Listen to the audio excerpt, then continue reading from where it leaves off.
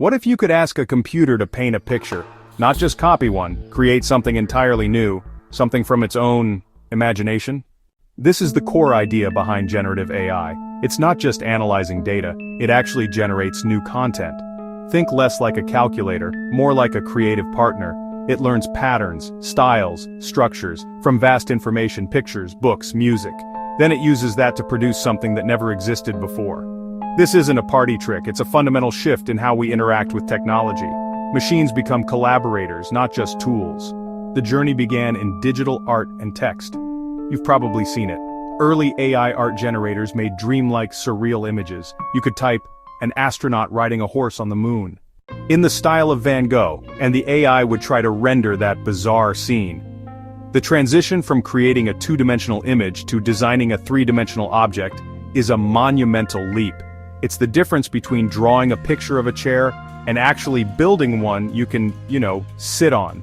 Generative design software takes the principles learned from art and applies them to the complex world of engineering and product design.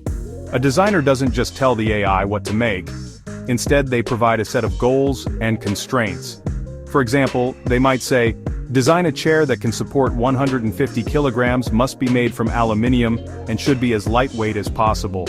The AI then gets to work exploring the problem from every conceivable angle.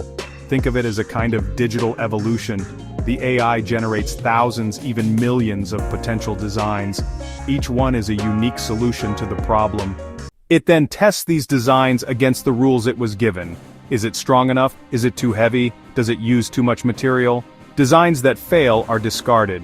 Designs that succeed are bred together, combining their best features to create a new generation of even better designs. This process repeats over and over, at a speed no human could ever match. The result is not just one solution, but a whole family of optimized options for the designer to choose from. The forms these AI-generated designs take are often alien and organic. They look like something grown in nature rather than built in a factory. You might see a bracket for an aeroplane that looks like a bird's skeleton or a car chassis that resembles a network of roots. This is because the AI is not constrained by traditional manufacturing methods or human design biases. It only cares about performance and efficiency. It places material only where it is absolutely needed to bear a load, carving away everything else. This results in structures that are incredibly strong, yet surprisingly lightweight, a kind of holy grail for engineers in fields from aerospace to automotive manufacturing. This evolution is now touching every aspect of design.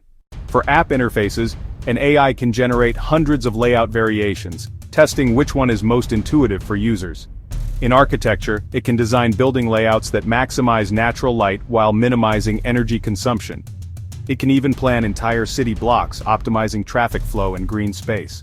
The same core technology that learned to paint a picture by studying millions of them is now learning how to design a better world by studying the principles of physics, material science, and human behavior. The canvas has simply expanded from the screen to the world around us. Why does this shift from AI artist to AI engineer matter so much? For designers, it's like being handed a superpower. The traditional design process is often slow and linear. A designer comes up with an idea, creates a prototype, tests it, identifies flaws, and then goes back to the drawing board.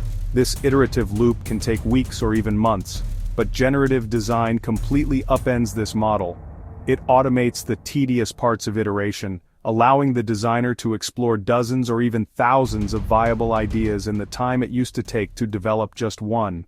It's honestly a massive acceleration of the creative process. This frees up the human designer to focus on what they do best, the big picture. Instead of getting bogged down in the minute details of geometry structural analysis, they can concentrate on defining the problem correctly, setting the right goals, using their intuition to choose the best solution from the options the AI provides. The AI becomes a tireless assistant, handling the heavy lifting of calculation and optimization, while the human acts as the creative director. It doesn't replace the designer, it augments them. It enhances their creativity by removing constraints and opening up a universe of new possibilities to explore. Looking ahead, the potential for generative design is almost limitless.